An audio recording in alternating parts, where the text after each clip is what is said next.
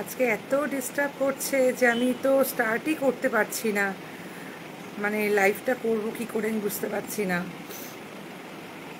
নেটের যে কেন এত সমস্যা আমি জানি না।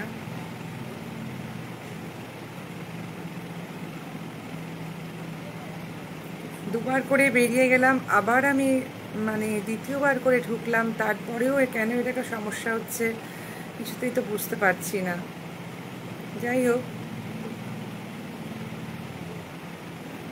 একটু আস্তে আস্তে জয়েন করে যান।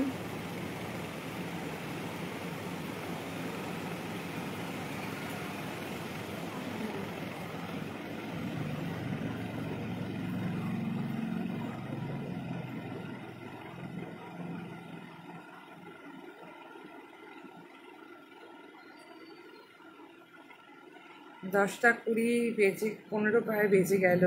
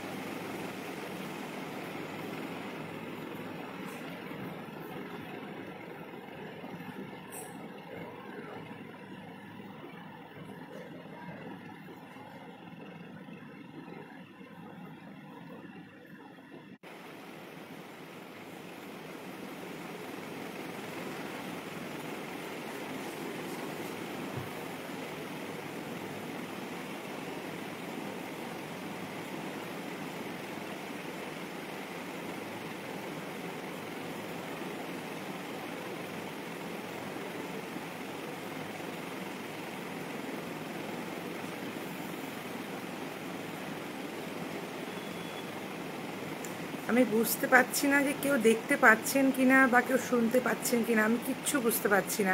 কারণ আমার কাছে না কোনো কমেন্ট সেকশনে কিছু আসছে, না আমি দেখতে পাচ্ছি যে কেউ লাইভে আছেন কিনা। আমি কী করে লাইভটা স্টার্ট করবো আমি জানি না। আজকে আদৌ লাইভটা হবে কিনা আমি বুঝতেই পারছি না। আমাকে কেউ একটু জানিয়ে দিলে খুব ভালো হয় যে শুনতে পাচ্ছেন কিনা।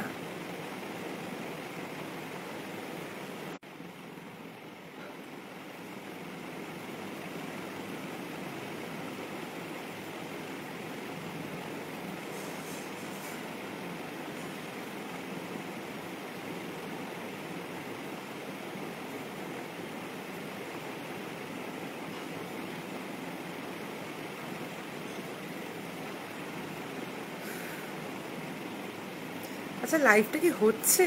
আমি বুঝতেই তো পারছি না, কারণ কমেন্ট না এলে তো আমি কিছু বুঝতে পারবো না, স্টার্টও তো করতে পারবো না। কী যে হচ্ছে আমি কিছুই জানি না।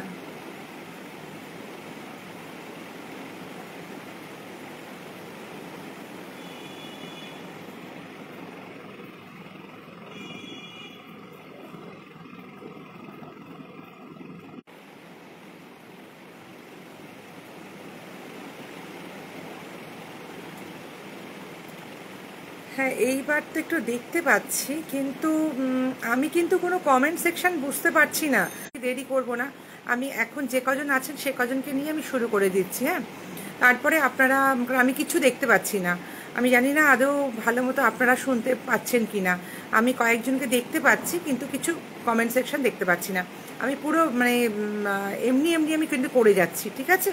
আপনারা কি লিখছেন বা কিছু আমি কিচ্ছু জানতে পারছি না।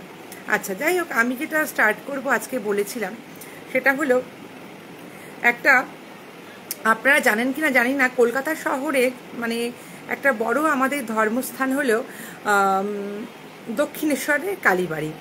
এইবারে এই দক্ষিণেশ্বরের কালী মা সঙ্গে যে তারও আরও দুজন বোন আছেন, এই কলি বলেছিলাম শোনাবো, সেটাই আমি ফার্স্ট আজকে শোনাবো। জানি না আপনারা জানেন কিনা, শুনেছেন কিনা। দেখবেন আপনারা শুনলে মনে হবে সত্যি এইটা যদি আমাদের অজানা ছিল। দক্ষিণেশ্বরের যে কালী মন্দির প্রতিষ্ঠিত হয়েছে, সেই ভবতারিণী মায়েরই দুজন বোন, তারা দুজনেই হচ্ছে দুটো তীর্থস্থান হিসাবে মানে আছে আমাদের কলকাতা শহরের মধ্যে। কীরকম কীভাবে হলো আগে সেটা বলে নিচ্ছি আমি। আচ্ছা, সেটা হলো দক্ষিণেশ্বরে যখন রানী রাসমণি যাকে মানে মন্দিরে ওই যখন ঠিক করলেন যে মন্দির প্রতিষ্ঠা হয়ে গেছে, এবার মাকে আমি ওখানে প্রতিষ্ঠা করব, তখন উনি মানে নবদ্বীপে যে ভাস্কর যিনি ওটাকে তৈরি করবেন তার নাম ছিল নবীন ভাস্কর। তাকে আর কি নবদ্বীপ থেকে এনে মা 3টে শিলাখণ্ড দিয়েছিলেন, কোষ্ঠী পাথরের শিলাখণ্ড, যে তুমি আমাকে পাথরের ভালো মায়ের মূর্তি, আমার পছন্দ হলো না, তুমি আরেকটা মূর্তি বানাও আর কি। তখন ওই যে নবীন ভাস্কর তিনি কি করেছেন, আরেকটা মূর্তি তৈরি করেছেন দ্বিতীয় কোষ্ঠী পাথরটা দিয়ে। সেই মূর্তিটা বানাবার পরেরও মানে রানী রাসমণির সেটা খুব একটা পছন্দ হয়নি। তখন উনি বলেছেন যে না, এই মূর্তিটা আমার পছন্দ হলো না, তুমি আরেকটা মূর্তি করো, 3টে পাথর তোমাকে দিয়েছিলাম, আরেকটা মূর্তি করো। এবার নবীন ভাস্কর ওই তৃতীয় যে মানে কোষ্ঠী পেয়েছেন, সেই মূর্তিটা বানাবার পরে রানী রাসমণির পছন্দ হয়েছে যে না, এইটা তো হচ্ছে খুব সুন্দর মূর্তি, তাহলে এইটাকেই আমি রাখবো, মানে এটাকে পুজো করবো আর কি। এতক্ষণ বাদে আমি একটুখানি, কিন্তু ওটাকে উনি পুজো করবেন ঠিক করলেন, কিন্তু বাকি যে মূর্তি দুটো তৈরি করা ছিল আগে করেছিলেন, সেই দুটো মূর্তিকে উনি একটা কাঠের বক্সের মধ্যে পুরে রেখে দিলেন। এতক্ষণে আমি একটু দেখতে পাচ্ছি কমেন্ট সেকশনটা, নূপুর দাস ওয়াচিং, মধুমিতা রয় দেখছেন, Paromita Saha watching, Madhumita Chakraborty watching, thank you সবাইকে। আমি আজকে বেশি কথা বাড়াচ্ছি না, আজকে নেটে এত প্রবলেম হয়েছে আমার এমনি আজ দেরি হয়েছে আসতে, আমি 9:30 জায়গায় 10টা করেছিলাম আমার একটা পার্সোনাল প্রবলেমে, তারপরেও আবার নেটের প্রবলেম, আমি কিন্তু ভীষণ মানে ঘেটে আছি। আমি যদি কারোর সঙ্গে কোনো কথা না বলে, আমি শুধু আমার মানে কথা জানি না কতটুকু বলতে পারবো, আমি বলে যাচ্ছি, ঠিক আছে। ভবতারিণী রূপে বাকি দুটো মূর্তিকে কি করলেন রানী রাসমণি কাঠের বাক্সর মধ্যে একদম পুরো আটকে সে দুটো ভালো করে প্যাক করে রেখে দিলেন, যে ঠিক আছে তুমি বানিয়েছো যখন থাক, এটা আমি তৃতীয় যে মূর্তিটা একেই মা ভবতারিণী রূপে পুজো করব। কিন্তু তারপরে তো আমরা জানি এই সমস্ত ঘটনা অনেক কিছু, যে ওই সেই সময় মা ভবতারিণীর মূর্তি তৈরি হয়েছিল, মন্দির তৈরি হয়েছিল, কিন্তু প্রতিষ্ঠা হচ্ছিল না, সবাই জানেন আপনারা। কারণ কি, যে সেই সময় মানে রানী রাসমণির বাড়িতে পুজো করতে কোনো ব্রাহ্মণ পণ্ডিত রাজি ছিলেন না তৎকালীন সমাজ ব্যবস্থার জন্য। যাই হোক, তার পরবর্তীকালে তো রামকুমার মানে গদাধর রামকৃষ্ণদেবের দাদি আরও দুটি বোন হিসাবে কিভাবে তারা পূজিত হয়েছেন, প্রতিষ্ঠিত হয়েছেন।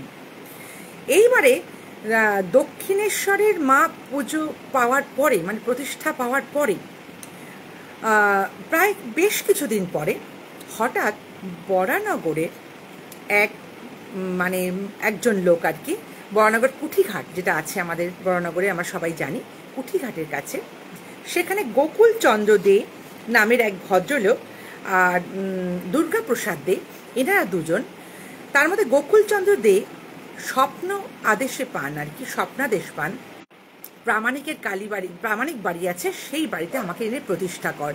আমি দেখ ঘেমে আমার নিঃশ্বাস বন্ধ হয়ে যাচ্ছে, আমি অমুক জায়গায় আমাকে আটকে রাখা হয়েছে, তুই শিগগিরই নিয়ে আয়, আমি থাকতে পারছি না, আমার দম বন্ধ হয়ে যাচ্ছে। এই কথাটা শুনে ওনার ঘুম ভেঙে যায়। দক্ষিণেশ্বরের সেইখানে যেখানে মা ভবতারিণী প্রতিষ্ঠিতা হয়েছেন এবং তার পাশে ওই বক্সগুলো রাখা ছিল, তার মধ্যে এই কথাটা বলার পরই রানী রাসমণিকে ডাকা হয়, যানবাজারে উনি থাকতেন, আমরা সবাই জানি। তিনি আসেন, এসে বলেন আপনি কী করে জানলেন যে এখানে আমার আরেকটা মূর্তি রাখা আছে? বলছে মা আমাকে স্বপ্ন দিয়েছেন। খুলিয়ে দেখছেন সত্যি সত্যি সেই কোষ্ঠী পাথরের মূর্তির মধ্যে মানে মূর্তিটা পুরো ঘামে ভেজা, মানে জল, মানে পুরো মূর্তিটার মধ্যে জল একদম চপচপ করছে, ঘামে ভেজা। মানে মা ওনাকে যেভাবে প্রতিষ্ঠা করার পর এই মাকে উনি নাম দেন, মানে এই মায়ের নাম হয় আর কি ব্রহ্মময়ী মা। এই মা মানে এখানকার যে এই যে মা, এই ব্রহ্মময়ী বরানগরের মা, অর্থাৎ ইনি কিন্তু ছিলেন মেজো মা, অর্থাৎ প্রথমে যেটা তৈরি হয়েছিল সেটা হলো বড় মা, যেটা পরবর্তীকালে তৈরি হয়, যেটা পছন্দ, দুটোই পছন্দ হয়নি মানে তখন রানী রাসমণি, তিনি হচ্ছেন মেজো মা।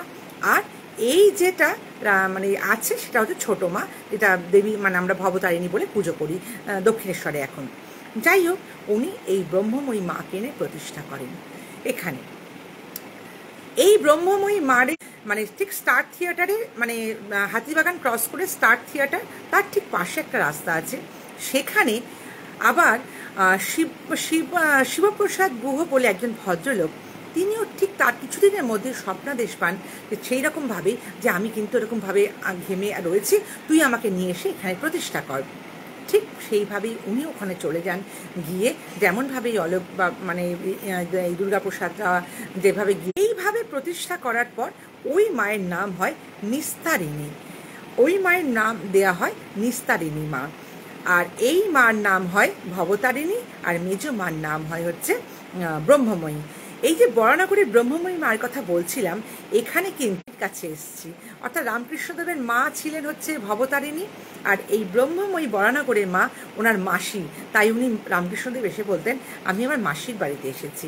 যাই হোক, এখানে আমি শুনেছি এখানকার মাও ভীষণ মাহাত্ম্যপূর্ণ, আমি কোনোদিন যাইনি, আমি জানার পর থেকে অবশ্যই আমার ইচ্ছা, তুমি খুব তাড়াতাড়ি দুই বলছেন।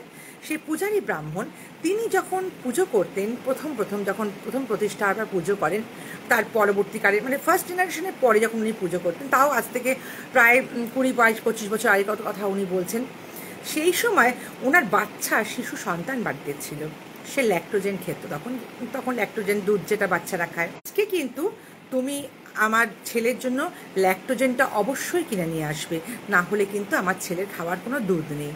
কিন্তু ঠাকুরমশাই পুরোহিত মশাই, সেই সময় তো অত অর্থ ছিল না, তিনি এসে মাকে পুজো করে বলছেন, এই ব্রহ্মময়ী মাকে, মা তুমি কি মানে আমাকে তুমি কি একটু শান্তি দেবে না মা?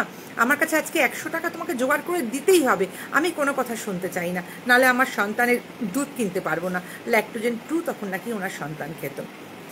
এই বলার পরে সে পুরোহিত মশাই নিজের মানে মায়ের কাছে আকুতি করার পরে বলছেন, খানিকক্ষণ বাদেই উনি দেখছেন একজন ভদ্রমহিলা এলেন, এসে নিয়ে প্রণামীটা নেওয়ার খানিক বাদে ওনার মনে পড়েছে যে কে এটা 100 টাকা হঠাৎ দিয়ে গেল, দিয়ে মানে সেকেন্ডের মধ্যে উনি সঙ্গে সঙ্গে নেবেছেন মন্দির থেকে, নেবে পিছন পিছন দৌড়েছেন, যে মানে কেন, কে কোথা থেকে কেন দিতে এলেন বা দৌড়েছেন।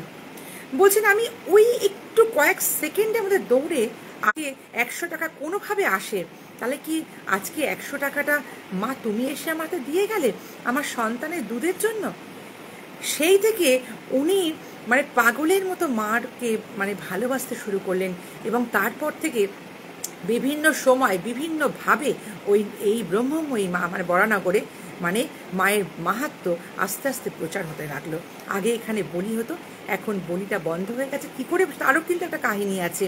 একদিন নাকি পুজোর সময় মানে দীপাবলির পর যখন কালী পুজোর সময় নাকি একদিন হঠাৎ সবার মনে হয়েছিল যে আজকে কিছু একটা, সবার মন একসঙ্গে তো হতে পারে না, কোনো যখন ডাকে কিছু একটা লোকের মনে হয়, দুটো লোকের মনে হয়, কিন্তু সেই দিন নাকি সকলের মনে একসঙ্গে ডেকেছে, মানে বলি দিতে পারতেন। সে একটা কোপ দিল, কিন্তু পাঁঠার মাথাটা আটকে গেল, আর ওই দিনই যে আটকে গেল পাঁঠার মাথাটা, মানে কাটা গেল না এক কোপে, সেদিন থেকে কিন্তু বাধা পড়ে গেল, আর ওই ব্রহ্মময়ী মায়ের মন্দিরে আর কিন্তু এখনো পর্যন্ত বলি হয় না, বলি বন্ধ। এইভাবে বিভিন্ন দিনে বিভিন্ন সময় মাকে যে যা চেয়েছে ব্রহ্মময়ী মা কিন্তু আজও ওখানে প্রতিষ্ঠাতা, এবং ওখানকার সব লোকরা এবং দূর দূরান্ত থেকেও সেখানে যান। সেই জন্য আজে তিনিও কিন্তু একই রকম দেখতে, তিনজন মাই কিন্তু একই রকম দেখতে, সেই জন্য স্বয়ং রামকৃষ্ণদেবও মাসি বলতেন। এবং এই ঠাকুর মানে ভবতারিণী যে 3 বোন একই জায়গায় কলকাতা শহরে একই জায়গায় আছে, 3টে পৃথক স্থানে, এটা কিন্তু আমি অন্তত জানতাম না। যখন জানতে পারলাম তখন আমার ভীষণভাবে মনে হলো আপনাদের কাছে একটু জানাই, সেই জন্য আমি আপনাদের কাছে আজকে প্রথমেই পেশ করছি। যদি ভালো লাগে আপনারা কমেন্ট করবেন, আমি পরে দেখে নেব, দেখে সকলের আমি উত্তর দিয়ে দেবো, প্রশ্নের উত্তর। ঠিক আছে, আজকে আমি প্রথমেই তাহলে এই ঘটনাটা, মায়ের ঘটনাটা শেষ করছি। এবার দ্বিতীয় ঘটনা যেটা বলবো সেটা হলো আমি জানি না আজকে পাপিয়া বন্দ্যোপাধ্যায় আছেন কি না, কারণ আমি যেহেতু কোনো কমেন্ট সেকশন দেখতে পাচ্ছি না, সেই কারণে আমি পাপিয়া বন্দ্যোপাধ্যায় আমাকে একটা ঘটনা বলেছেন। উনি দুটো ঘটনা বলেছেন, তার ওনার জীবনের একটা ঘটনা আমাকে বলেছেন। তা পাপিয়া বন্দ্যোপাধ্যায়কে আমি উনি আমাকে জানতেও চেয়েছিলেন যে আজকে আমি বলবো। উনি হয়তো জানেন যে আজকে আমার লাইভে আমি আসবো, কিন্তু আজকে ডিস্টার্ব করছে, আমি কিন্তু দেখতে পাচ্ছি না। ম্যাডাম আপনি আছেন কি না আমি জানি না, যদি থাকেন আপনি জানাবেন। আর যদি আজকে আমি নাও এখন কমেন্ট সেকশন নাও দেখতে পারি, আমি পরে কিন্তু আপনার অ্যান্সার দিয়ে দেবো। আর যদি আমি কোনো ভুল বলে থাকি তাহলে কিন্তু আপনি আমাকে একটু ঠিক করিয়ে দেবেন, কারণ আজকে আমার কিন্তু নেট সমস্যা ভীষণ হচ্ছে, আমি বারবার বলছি। আচ্ছা, যেটা বলছিলাম, পাপিয়া বন্দ্যোপাধ্যায় আপনারা তো জানেনই, এই গ্রুপের যারা রেগুলার দেখেন তারা সকলেই জানেন উনি কিন্তু ভীষণভাবে অ্যাক্টিভলি থাকেন এই গ্রুপের মধ্যে। রেগুলার সকলের মানে আমাদের যারা আমরা পারফর্ম করি তাদের কিন্তু প্রত্যেকের পারফর্মের দিনে উনি কিন্তু থাকেন। উনি মানে তার ঘটনাগুলো আমাকে জানিয়েছেন বলে আমি আজকে বলছি। আচ্ছা, এটা হলো ওনার জীবনের একটা ঘটনা বলবো কীরকমভাবে। ওনার হাজবেন্ড যেদিনকে মারা যান সেই দিনকার ঘটনা। ওনার হাজবেন্ড মারা যান 2014 সালে। দিদি আমি যদি ম্যাডাম আমি যদি ভুল বলে থাকি পাপিয়া ম্যাডাম, তাহলে কিন্তু আপনি আমাকে জানিয়ে দেবেন। আমি যতটা জেনেছি সেই মতন কিন্তু আমি কথাটা বলছি। আচ্ছা, পাপিয়া ম্যাডামের বিয়ে হয়েছিল 1997 সালে, আর সেটা ছিল 27শে জুন। ওনার সন্তানের জন্ম কিন্তু এই 27শে জুনের 2-1 দিন আগে পিছিয়ে করে। আর ওনার একটা মেয়ে, এখন ওনার মেয়ের বয়স 26 বছর। আর ওনার হাজবেন্ড মারা যান 2014 সালের 2 জুলাই। মানে দিনগুলো দেখুন কেমন একটা মানে কাকতালীয়ভাবে কিভাবে কি হয়েছে আমি জানি না। 27শে জুন, আর তারপরে 2-3 দিন পরেই ওনার মেয়ের জন্মদিন, আর তারও 2-3 দিনের মধ্যেই ওনার হাজবেন্ডের মৃত্যুদিন, অর্থাৎ 2রা জুলাই, 2 জুলাই 2014 সালে মারা গেছেন ওনার হাজবেন্ড। রাত্রি তখন 2:20 উনি আমাকে বলেছেন। এইবার ওনার যেদিন উনি অসুস্থ ছিলেন, উনি মারা যাওয়ার আগে আগে উনি যে ঘরে ছিলেন সেই ঘর কয়েকদিন কি করা হয়, মৃতদেহের মানে চলে যাওয়ার পর যে ঘরে মৃতদেহ ছিল বা তা যেখানে থাকতেন যিনি মারা গেছেন সেখানে একটা প্রদীপ সবসময় জ্বালিয়ে রাখা হয়। এটা নাকি নিয়ম, এটা আমাকে পাপিয়া ম্যাডামও বলেছেন। Koheli watching, thank you Koheli. Sampadi দেখছেন, থ্যাংক ইউ। সকলকে আমি ধন্যবাদ জানাচ্ছি। পারমিতা শাহ দেখছেন, সবাইকে আমি ধন্যবাদ জানাচ্ছি। কিন্তু আমি আজকে বেশি কিছু বলছি না কমেন্ট সেকশন দেখে, ঠিক আছে, যে তোমার সমস্যাটা হচ্ছে বলে। আচ্ছা, এবারে যেটা বলছিলাম, আমি পাপিয়া ম্যাডাম, কিন্তু পাপিয়া ম্যাডামকে আমি দেখতে পাচ্ছি না এখন। আমি জানি না কেন পাপিয়া ম্যাডাম কোথায় গেলেন। উনি জানতেন ওনার ঘটনাটা আমি বলবো, আজকে বলেছিলাম, উনি আমাকে জিজ্ঞাসাও করেছিলেন আজ বলবো কিনা। যাই হোক, আপনি পরে না হলে শুনে নেবেন। উনি একটা ম্যানেজার ছিলেন, সেই ল্যাবে উনি চাকরি করতেন। উনি ইচ অ্যান্ড এভরিডে মোটামুটি ফিরতে কিন্তু ওনার দেরি হতো। মানে কিরম দেরি হতো, প্রায় 1টা, 11:30, 12টা তো বাজতোই, 11টা 11:30 বাজতোই। তার আগে উনি আসতেন না, মানে ফিরতে পারতেন না আর কি। ওনার কাজের এরকম একটা সিস্টেম ছিল বা রুলস ছিল আর কি। শিফটিং হোক বা যে কোনো কারণেই হোক, ওনাকে ওইভাবে এমার্জেন্সি বেসিসে ওইভাবে আসতে হতো। তার মৃত্যুর পরের দিনও কি হয়েছে, ওনারা বসে আছেন ঠিক রাত্রি ওরকম 11টা 11:30 সময় উনি বলছেন যে জুলিয়া তুমি বিশ্বাস করবে না, হঠাৎ মানে ওনার বাড়ির সামনে রাস্তাটাতে একটা রিক্সা এসে দাঁড়ালো। মানে উনি পুরো বলছেন, পুরো শুনতে পেলাম, কিন্তু শুধু উনি না, উনি ছিলেন, ওনার মেয়ে ছিল, আরও কয়েকজন ছিল ঘরে। বলছেন আমি পুরো শুনতে পেলাম একটা রিক্সা এসে দাঁড়ালো। অসংখ্য কুকুর ভীষণভাবে চিৎকার শুরু করলো, মানে কুকুরগুলো ভীষণ চিৎকার শুরু করলো ওইখানে, মানে রিক্সার আওয়াজ আর কুকুর।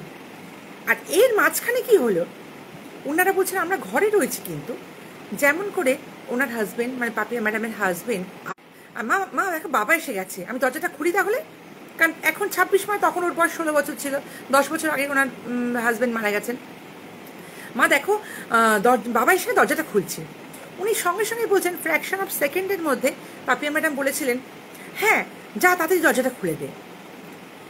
উনি আমাকে বলছেন জুলিয়া তুমি বিশ্বাস করবে না, ওকে আমি দরজাটা খুলতে বলেই আমার মনে পড়ল, আরে উনি তো নেই, উনি তো কালকে মারা গেছেন, উনি তো মৃত, তাহলে কী করে আসবে। আমি সঙ্গে সঙ্গে হাত টেনে টেনে ধরে ওকে বললাম, যাস না যাস না যাস না, যেতে হবে না, বাবা তো নেই, বাবা কি করে আসবে। তারপরে উনি বলছেন, আমি শুনেছিলাম আমার মাদের কাছ থেকে যে পাটা যখন এরকম হয়, মানে মা ওই সময়গুলোর মধ্যে নাকি কখনো খাটে হোক চেয়ারে হোক পাটা ঝুলিয়ে বসতে নেই, পাটা তুলে বসতে হয়।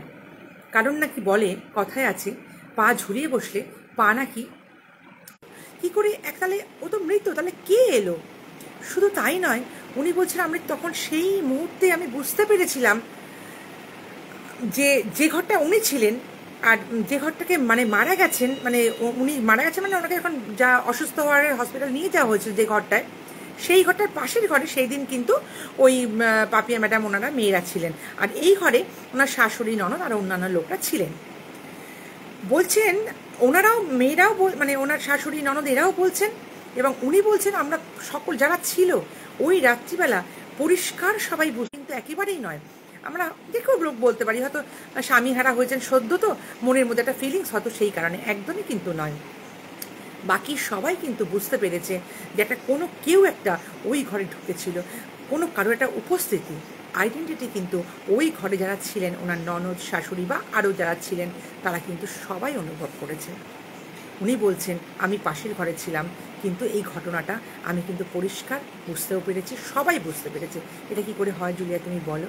উনি কিন্তু আমাকে বলেছেন এটা কিন্তু মৃত্যুর পরপরই ঘটনা। শুধু তাই নয়, উনি বলছেন তারপরেও অনেকবার হয়তো ওনাকে আমি আর জিজ্ঞেস করতে ভুলে গেছিলাম পাপিয়া ম্যাডামকে, পরবর্তীকালে আমি জানি না যে কেন উনি বললেন এই কথা, যে ওনার হাজব্যান্ড ওনাকে স্বপ্নে এরকম বলতেন মাঝে মাঝে ওই সময়টায়, যে তোমাকে যারা অপবাদ দিচ্ছে, তোমাকে যারা খারাপ বলছে, তোমাকে যারা মানে মানে অপয়া বলছে, সব বাজে বাজে কথা বলছে, তুমি তাদের কাছে যাবে না এবং এই লোক থেকে তুমি দূরে সরে থাকবে। আমি জানি না ম্যাডামকে আমি জিজ্ঞাসা, যখনই তোমার মনে হবে, মানে ওনার হাজব্যান্ড ওনাকে বলতেন আর কি, মানে পাপিয়া ম্যাডামকে, যখন তোমার মনে হবে কোনো কষ্ট অসুবিধা, কেউ তোমাকে খুব বাজে কথা বলছে, তুমি অমুক অমুক লোকের কাছে চলে যাবে। মানে ওনার কোনো ভগ্নিপদ আর একজন কারুর কাছে উনি বলতেন, তার কাছে তুমি চলে যাবে, তাহলে পরে আজে বাজে জিনিস খাওয়াবে, তোমাকে এরা মাছ রান্না করাবে, নোংরা জায়গায় বসতে দেবে, তুমি এদের কাছে খাবে না, যাবে না। এটা কিন্তু উনি প্রায় সময় ওনার ঘুমন্ত অবস্থায় ওনার হাজব্যান্ড ওনাকে বলতেন।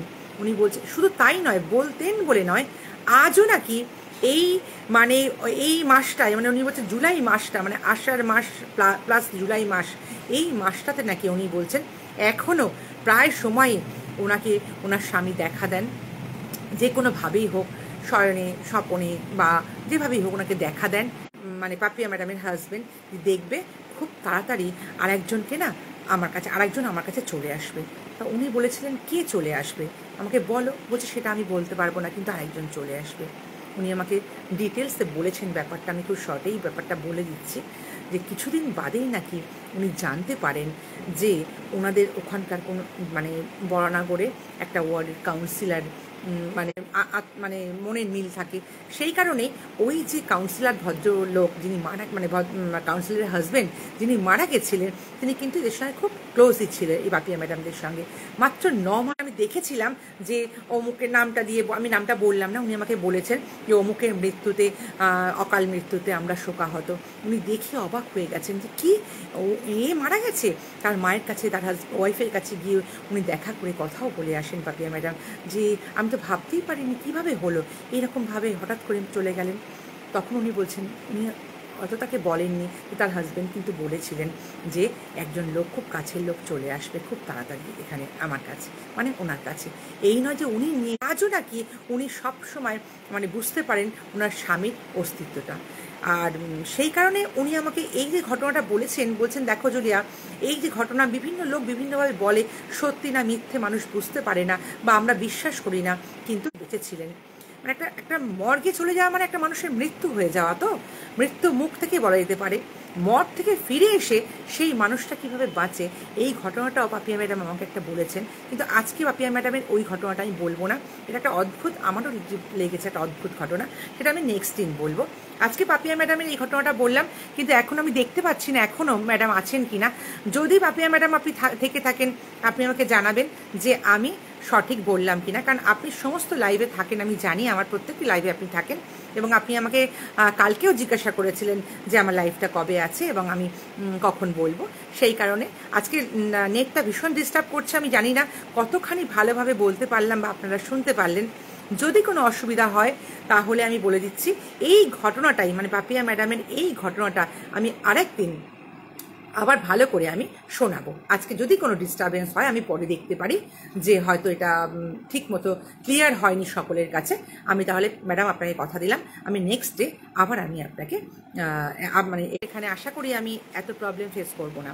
আচ্ছা, আজকে আমি যে এবার যে ঘটনাটা বলবো সেটা আমাকে যিনি পাঠিয়েছেন তিনি এখন থাকেন মানে আমাদের এখানেই বেঙ্গলেই থাকেন, কিন্তু তার মামা বাড়ি ছিল হচ্ছে বিহারের দ্বারভাঙাতে। এবারে বিহারের দ্বারভাঙায় ওনার মামা বাড়ি বলতে ওনার মায়ের বাপের বাড়ি, মানে দিদা দাদু, এই মানে মায়ের পক্ষের আর কি, দিদা দাদুরা ওখানে থাকতেন। সেই দাদুর বাড়ির মানে ওনার মাই ঘটনাটা বলেছেন আর কি ওনাকে, ওই দিদার দাদুর বাড়ির পাশেই একজনের, এটা কিন্তু ঘটনা, একজনের ঘটনা, সে মানে যেহেতু শ্বেতশ্রী দে ওয়াচিং, থ্যাংক ইউ শ্বেতশ্রী, তুমি চলে এসেছো। আচ্ছা, আজকে নেটের ভীষণ প্রবলেম বলে আমি না কারোর সঙ্গে কিছু দেখতেও পাচ্ছি না ভালো মতো, টুকটাক একটু একটু আসছে, আমি তখনই একটু অ্যান্সার দিচ্ছি, আমি পরে সবাইকে লিখে জানিয়ে দেবো, ঠিক আছে। আচ্ছা, এবার বিহারের দ্বারভাঙা যেখানে ওনারা থাকতেন, ওনার ওই মানে সুভাষদা যে পাঠিয়েছেন আর কি, সুভাষবাবুর মামা বাড়ি মানে মানে মামা বাড়ির দাদু দিদা আর কি যেখানে থাকতেন, তার পাশের একজন ভদ্রলোক, তারাও অবাঙালি বিহারে, তার নাম ছিল হচ্ছে সুরজ বলতো, সুরজ ভদ্রলোকের নাম, মানে ওই দাদু দাদুকে সুরজ বলে ডাকতো। সেই সুরজ মানে যে থাকতো তার এক ছেলে এক মেয়ে নিয়ে উনি সংসার করতেন ওখানে ওই দ্বারভাঙাতে বিহারে। আর উনি কাজ করতেন দ্বারভাঙা থেকে আরেকটু দূরে কোনো একটা জায়গায়, যে স্টেশনে উনি থাকতেন সেখান থেকে রেগুলার কিন্তু আসা যাওয়া করতেন না। তখনকার দিন তো আসা যাওয়া মুশকিল হতো, দূরত্ব এখনকার মতো গাড়ি ঘোড়া এত ছিল না, তার ফলে কি হতো ট্রেনে করে আসতে হবে, অনেকটা দূর হতো। তাই উনি কি করতেন, কখনো মাসে একবার, কখনো হয়তো 15 দিনে একবার উনি আসতেন, এসে ছেলে মেয়েকে দেখভাল করতেন, স্ত্রী রাখতেন, স্ত্রীর সঙ্গে দেখাশোনা করে আবার কেনাকাটা করে দিয়ে চলে যেতেন।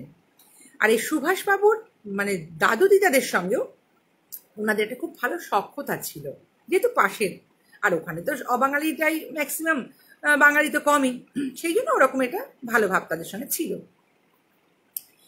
একদিন কি হয়েছে, এরকম একটা বর্ষাকাল, আমাকে বর্ষার ঘটনা উনি পাঠিয়ে বলছেন, দেখো বর্ষাকাল ঘটনাটা বললাম, যিনি আমাকে পাঠিয়েছেন সুভাষবাবু আর কি, উনি হচ্ছেন ইউটিউবের খুব ভালো শ্রোতা, আর যেহেতু আমার পার্সোনাল ইউটিউবের চ্যানেল আছে সেহেতু উনি আমার চ্যানেলে থাকেন, দেখেন, এবং ইউটিউবের এই সত্যিভূতের গল্প দেখেন, দেখে উনি আমাকে একদিনকে জানান যে এরকম একটা ঘটনা আছে, তুমি কি বলবে?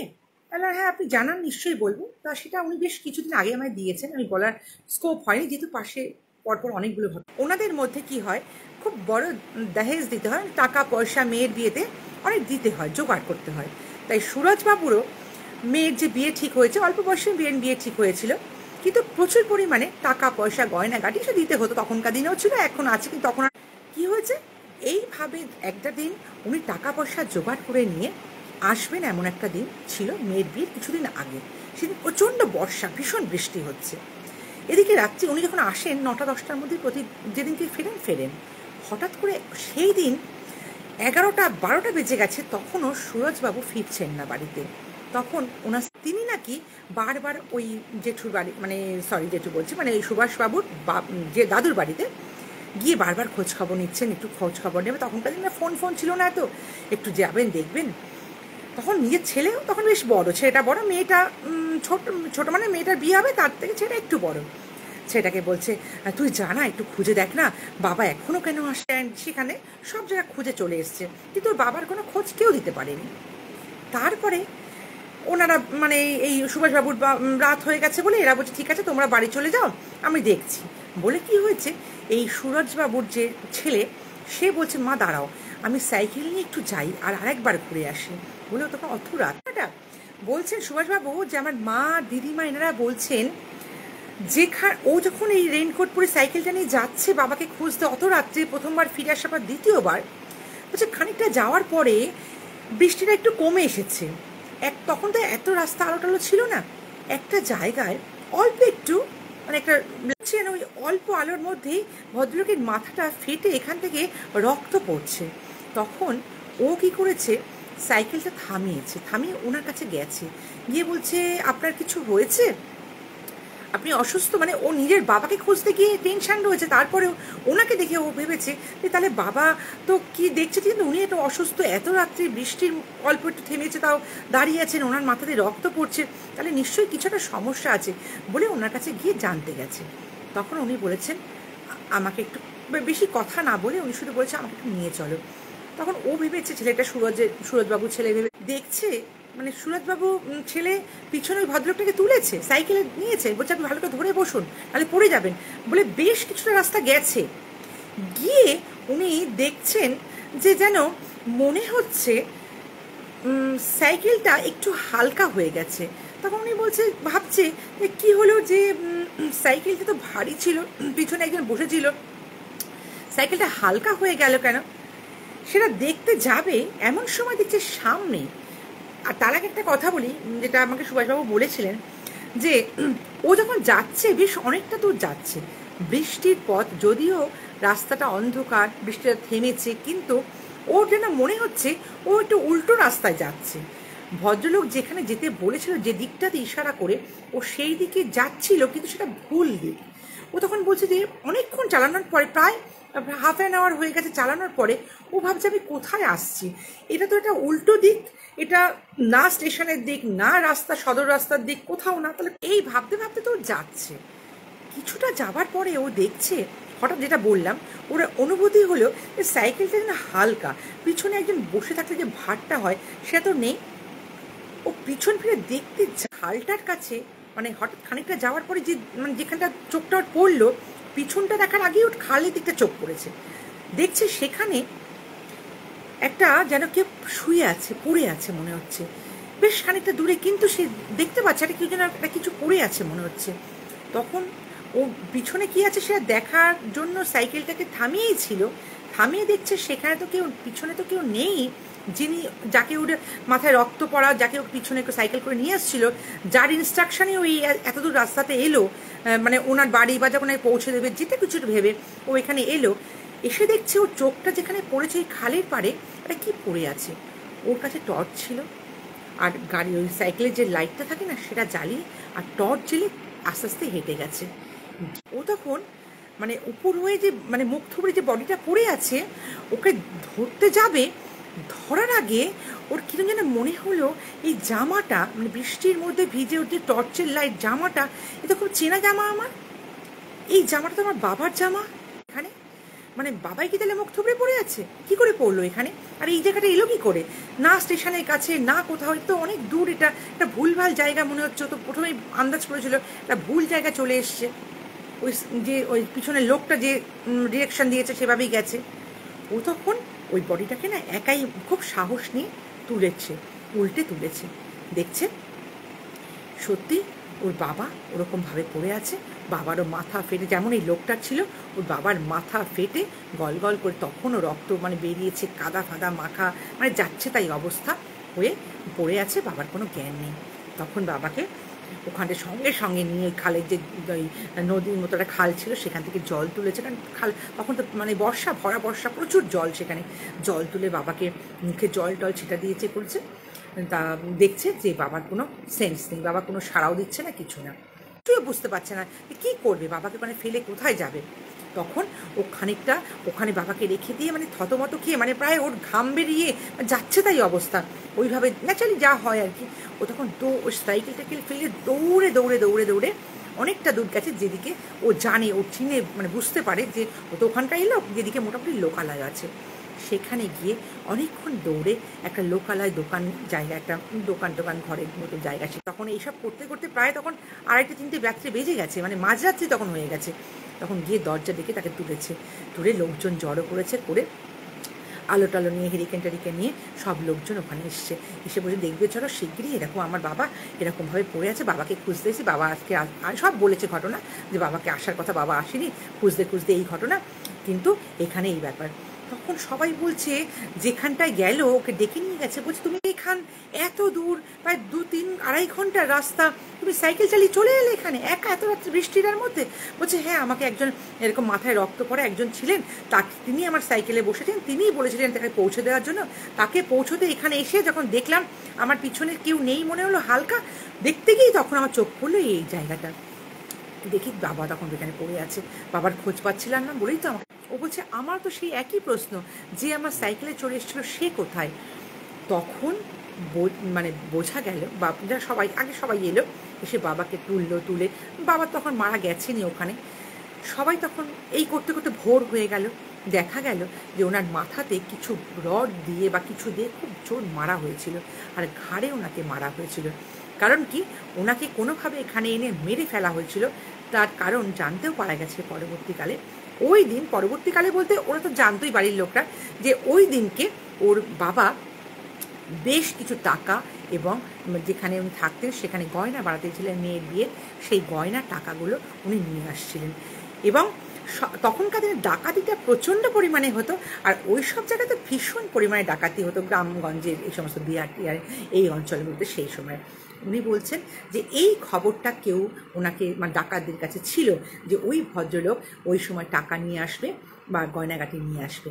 তাই প্রশ্ন হচ্ছে একটাই, ডাকাতটা নাহলে মারলো ওনাকে, কিন্তু ওনাকে টাকা পয়সা নিল, সব ঠিক আছে, গয়নাগাটি নিয়ে নিল, সব ভালো ঠিক আছে, কিন্তু কি করে এই জায়গাটায় ও আসতে এলো, মানে কি করে ও মানে ওইখানে এসে পৌঁছলো, যেখানে ওটা অদ্ভুত জায়গা, যেখানে ডাকাতটা ওকে মেরে ফেলে গেছে, সেখানটায় মানুষ যায় না, দিনের বেলা কী করে এলো তৎকালীন সময়। তখনও বলছে ওনাকে যে লোকটা রক্ত পড়ছিল সাইকেলে করে নিয়ে এলো, সেই লোকটাই কি দেখিয়ে আনলো। তখন ও যে ডেসক্রিপশানটা দিয়েছিল সেই লোকটা যেটুকুও দেখতে পেরেছিল ওই দিনে ওই সময় ওই রাতের অন্ধকারের মধ্যে যেটুকু বুঝতে পেরেছিল, সেই খবরটাই গ্রামের লোকদের কাছে বলার পর তারা জানতে পারল, যে খবর নিয়ে পরবর্তীকালে জানা গেল যে ওই দিন ওই সময় একজন ভদ্রলোক, যে লোকটা নাকি ওর সঙ্গে এসেছিল সেই ভদ্রলোকটাও নাকি ট্রেনে করে এসেছিলেন এই মানে সুরজবাবু, এবং প্রতিবাদ করতে যাওয়ার জন্য এই ভদ্রলোক সুরজবাবুকে বাঁচাবার জন্য ডাকাতদের হাতে কিন্তু এই ভদ্রলোকও মারা গেছিলেন।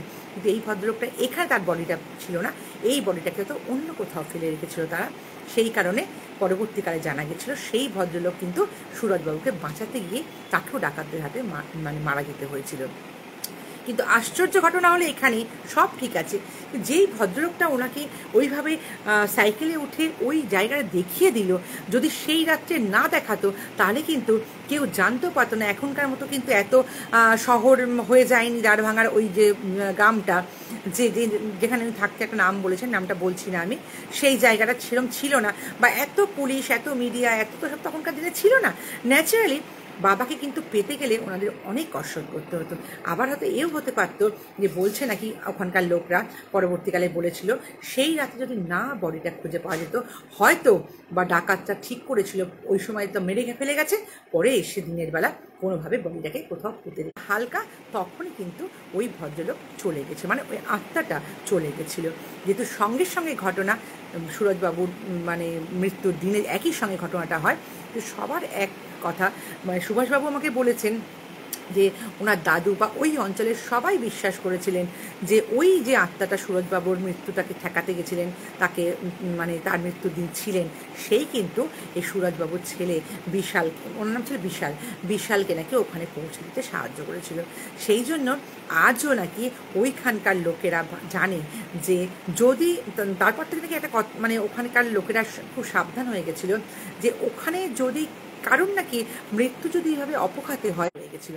আর সব থেকে বড় কথা কি, ওই ঘটনা ঘটার পর কিন্তু ওইখানকার যে ডাকাতিটা ভীষণ হতো, ডাকাতি তো প্রচণ্ড হতো তখনকার দিনে, ডাকাতিটা নাকি প্রচণ্ড পরিমাণে বেশ কমেই গেছিলো বলা যেতে পারে। সবার মধ্যে একটা এই প্যানিক সৃষ্টি হয়েছিল যে যদি এই আত্মা যদি তাকে আবার এরকম ধরিয়ে দেয় কোনোভাবে, সেই জন্য নাকি তারপরে বেশ কিছু বছর নাকি ওখানে এই মানে ডাকাতি করা এই সমস্ত লুটপাট করা, এটা নাকি প্রায় বন্ধ হয়ে গেছিলো। আর ওই আত্মাটার জন্যই সুরজবাবুর দেহটা নাকি ওনারা বলবো না বেশি, আজকে এই সুরজবাবুর ঘটনাটা বলেই আমি শেষ করি, মানে সুভাষবাবু যে সুরজবাবুর ঘটনাটা পাঠিয়ে দিলেন সেটা বলেই আমি আজকে শেষ করছি, না এটা বহুদিন পুরনো আমার কাছে ছিল আর কি, বলা হয়নি তাই জন্য। আর এর পরের দিন আমি আজকে